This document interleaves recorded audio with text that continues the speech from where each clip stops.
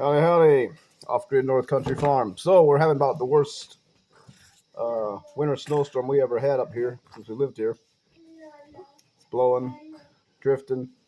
I think we had I'd say over a foot of snow. And boy, it snows in everything. I mean, it's blowing in every crack.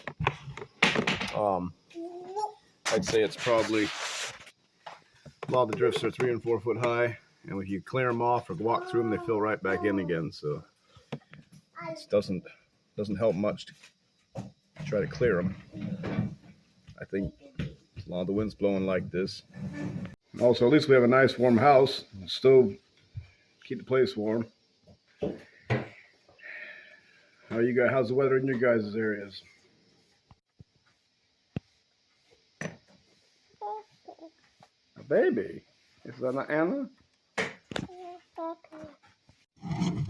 Now the wood and the water are hard to haul today because of the drifts.